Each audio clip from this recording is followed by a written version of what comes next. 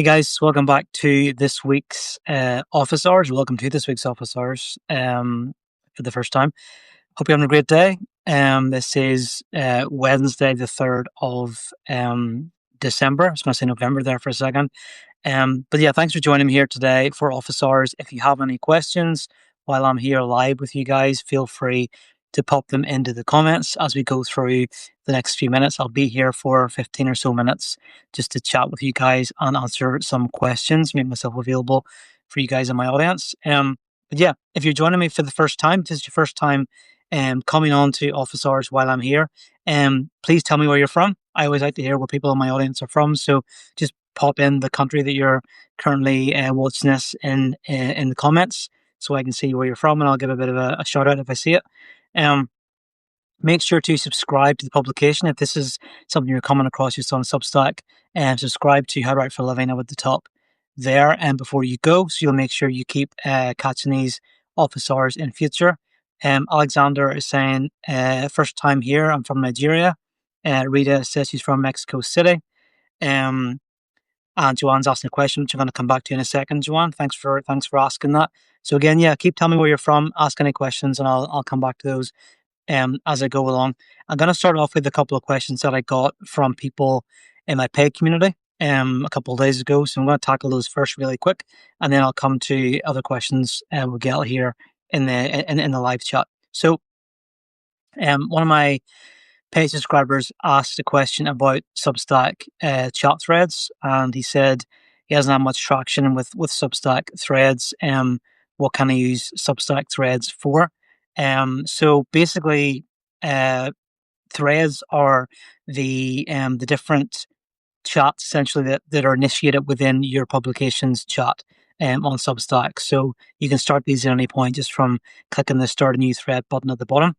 I think threads are great for just kind of kicking off a bit of a conversation around a topic. So if you want to ask your subscribers about a certain particular concentrated topic within your overall niche of your publication, it's a great way to do that. So you might ask them a question about something that is maybe challenging them right now. So you might say, what's your biggest challenge on Substack? And then that gives you something to work with then, depending on how he answers it, in terms of creating content in future. So you can see if there's a common thread within that thread in terms of challenges your audience are facing. And then you can go back and you can maybe write an article that addresses those challenges, and that speaks directly to a portion of your audience.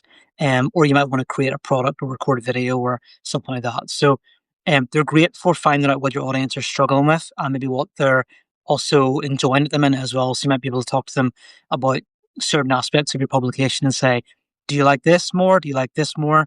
Just basically toy around with it a little bit and see what your audience like about what you're doing, and maybe what they don't like and what they want to see more of or less of. Something else you can also do, which I do with my publication, is I make it open to paid subscribers to ask questions and to create their own threads as well. So paid subscribers are the only people within my community on Substack who can start their own questions or their own topics within the How to Write for a Living thread. So that's a little perk you can maybe include for your community. Let paid subscribers ask their own questions directly to the rest of the community if they want to get answers a bit quicker. The person who asked that question about the threads also said that maybe they aren't getting any bites on their threads because they don't have enough followers or subscribers. And I think that's definitely a legitimate thing. So I think the bigger your audience is, the more chance you will have of getting more replies, getting more bites essentially on your questions that you post within the thread. So even me with a publication that has around 30,000 subscribers, I can still post things sometimes and not really get much engagement. So it does very much depend as well on the way in which you structure whatever it is you put in your chat thread. So if you ask a really engaging question that encourages other people to answer, you're going to get more responses. If you just put in something really bland that people might skip past, then they might not see that, and you're not going to get much engagement there. You can also do things like encourage your community to engage with each other. So you could do I do like a follow Friday for instance, if you're following How to Write for a Living, you might see that where people can jump on and find people to follow on the platform and make connections and make friends. I give them people that space to do that. You can also do like a sharing Sunday, with something else that I do where people can share their posts and links to their newest stuff so they can get more readership. But play around with it. Find out if there are things that you can do to foster a bit of a conversation happening within your community. Because if people feel part of a community within your publication, it's going to be one of those things that will help people want to stick around for longer. So it's more than just a thing that they pay for, but it's something that they're part of. It's like a family or friendship group that they get to be part of online. So that's maybe hopefully an answer to that question about Substack threads, about how to make them more engaging, and what they're really for. I think it's for creating conversations, creating engagement between members of your community, maybe getting answers and feedback on things maybe that you can create for your subscribers. Another question that I had, I'll take a quick drink, was about, actually, this is quite interesting. It was about converting people uh, into subscribers, and the way this person has done it is that they will personally direct message people and I guess invite them to be part of their publication. Um, so that's an interesting thing. I haven't personally done that where I've just messaged people via DM to see what works. It's an interesting way of doing it. She did point out that uh, her following doubled. So she had 31 people and it doubled to 70 people within her audience. And she said it does work, but she did get restricted from sending DMs for 24 hours after a point. So I think if you are going to do anything with direct messages where you're sending a lot of direct messages on any platform, there's always a possibility that the platform won't like it and it will recognize that you're doing a repetitive action to a lot of different people. And then it's the kind of thing that can get you restricted. It's also the kind of thing that might get you banned potentially from a platform. So I'd say that is an option, direct messaging people, but just be careful about the way in which you do it and the frequency um, that you do it. So don't send like a ton of messages in a short space of time because it's the kind of thing that algorithms will flag straight away as a major problem. So you can direct message people about joining your publication. I think it's better to focus on creating content that's gonna draw them to your publication. It's better to use things like notes, to try and grow more organically. I think direct messaging is good if you're just reaching out to a handful of people for a reason, but it's not necessarily something I would use as a growth driver. I'm going to be sending out an email tomorrow about growth on Substack. So look out for that. It's going to be a free post for everybody. And I'm going to talk about some things that I think help with Substack growth and some things that I think are maybe changing in terms of growth going into 2026. So look out for that tomorrow. But I'm not sure about the DM strategy for growing your audience. I do think there's a possibility that could lead to your publication getting banned, and that would be a very, very bad way to go. So, yeah. Has anyone else tried this, by the way? If you've tried direct messaging people to grow your audience, tell me in the comments. Tell me if it worked or not. Did you get more free subscribers? Did you get any paid subscribers through doing that? I'd be interested to hear if that worked for you or not. So do tell me in the comments if you can. I'm going to go back really quick to a couple of things earlier in this. Let's see. Scrolling. Joanne, joining us from Florida, asked, any tips for using LinkedIn to promote Substack newsletter or Medium articles? Sorry, Joanne, took such a long time to reply to that. I hope you're still here. But so using LinkedIn to promote Substack or Medium articles, I would say, I think like any platform, first of all, if you're sharing stuff onto LinkedIn, don't just share, excuse me, don't just share the link as part of the post that you put up on LinkedIn because, thanks, Joe, I'm glad you're still here.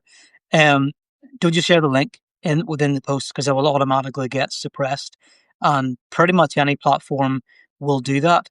Especially if it's something like Twitter, they're going to just suppress anything that takes anyone off the platform. I honestly think Substack probably does it in some capacity as well, to a lesser extent, because every platform wants you to stay on the platform and use it. So the first thing I would say is if you're putting things onto LinkedIn from Substack or Medium, I think anyway, don't include the link within the post because it will automatically snuff out the post in terms of visibility.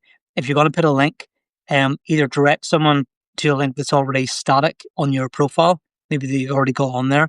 So you can say, go and check out my profile, and there's a link there to whatever. Or put the link in the comments below it and tell people to go to the comments to get the link. That's across the board for every platform, I would say. But particularly for LinkedIn, and again, I think with Twitter, if there's links anywhere, they're just going to snuff it out. But again, if you try this with links, please let me know if anyone else has shared links. Sorry, losing my voice. Great for an office hour session.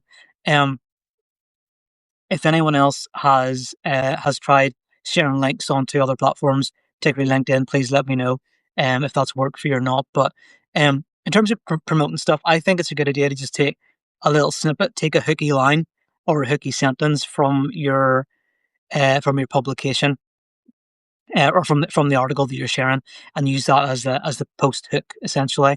Share an image as well if you can. I think it's always useful.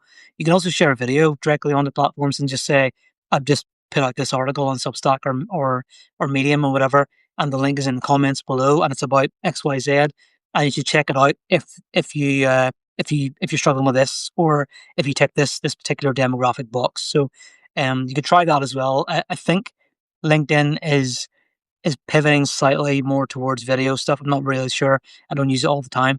But I think like every platform, if you use video, it's a good way to engage your audience. I think platforms like it. So maybe instead of just sharing a static post, maybe share something that has a bit of video in it as well. Hope that answers your question a little bit, Joanne. Just my thoughts. I don't use LinkedIn all the time, so hopefully that was helpful. I'm going to take another drink because I'm totally losing my voice.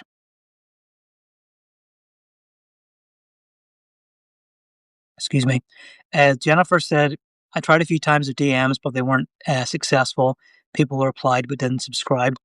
Um, yeah, I would say, yeah, go back to the DM thing. I think it's definitely something it's difficult to make work.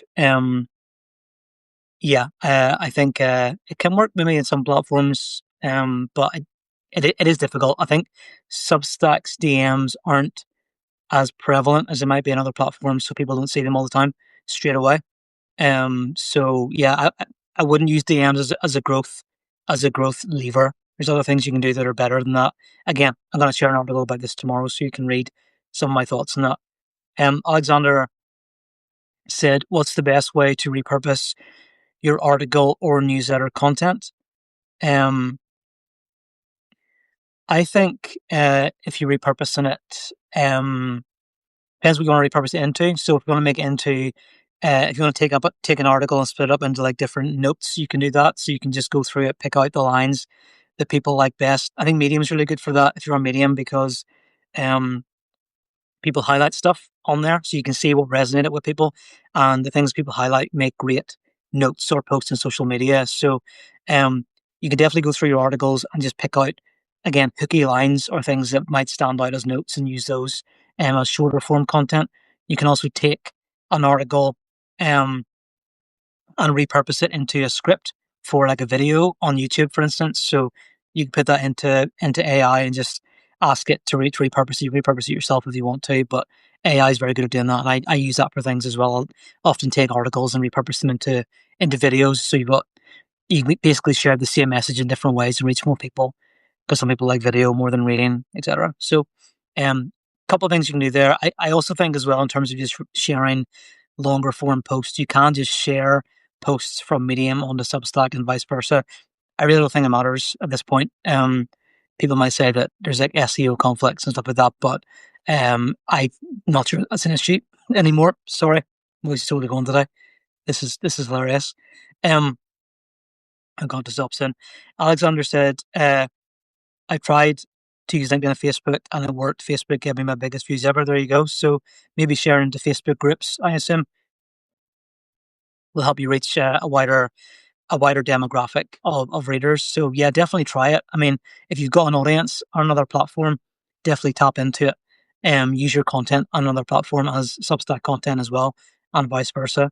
Um, uh, Dido said LinkedIn keeps promoting video, but video doesn't get good reach engagement on there. There you go. Maybe they're trying to push video, but it's maybe not working overly well on the platform just yet. I'm sure it will at some stage they'll probably pivot more fully towards it because everything seems to be going that way at the minute, including Substack. But um, yeah, something to experiment with. Hey Philip, good to see you.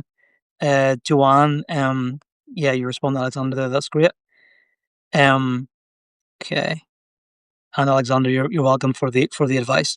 I'm gonna stop here, guys, because my voice is totally going. I don't really know why, but I'm losing it here. So I'm gonna draw this one to a close. But yeah, I hope this was useful. Again, I'm gonna share an article tomorrow, which is about Substack growth. So if you're interested in growing your publications audience, make sure to subscribe over the top, and you'll get that in your inbox tomorrow. And you can read it and see what you think, and you can let me know in the comments at the time if you thought it was useful. I'll try not to get sick, Philip. But yeah, so check that out.